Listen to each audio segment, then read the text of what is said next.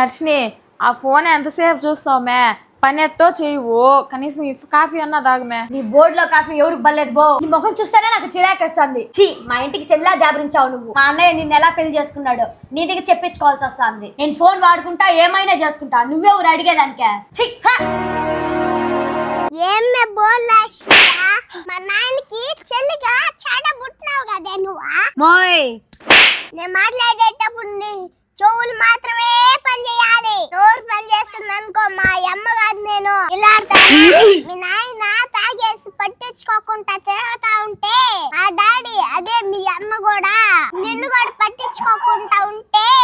మా అమ్మ మీ అన్నకి సర్ది చెప్పి నేను తీసుకొచ్చి మా ఇంట్లో పెట్టుకునింది మా అమ్మ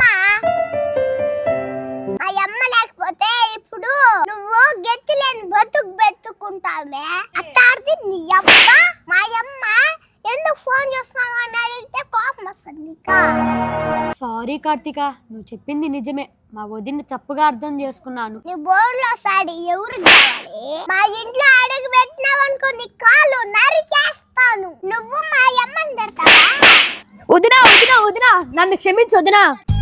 నువ్వు నా కాళ్ళు పట్టుకోబడలేదమ్మా నేను నీకు చెప్పే అంత దాన్ని కాదు వదినా నన్ను క్షమించు వదినా నన్ను తిట్టే అధికారం కొట్టే అధికారం నీకు ఉన్నాయి వదినా నిన్ను ఆ విధంగా మాట్లాడి తప్పు చేశాను వదినా డైలాగులు చెప్పడం కాదు రోయ్ చెప్పిన దాని మీద నిలబడాలి నిలబడి చూపించాలి వదినా వీళ్ళు చూడు వదినా రే మీరు పోండ్రా నువ్వు పోమ్మా కాఫీ తాగేసి కాసేపు చదువుకోపో ఏమ్మా ఏమన్నది అశ్నియ కార్తిక నేనేమనలేదు వదినా నేను పోయి చదువుకుంటా జింక ముందు ఊదు సింహం ముందు కాదు అర్థమైందా రాజా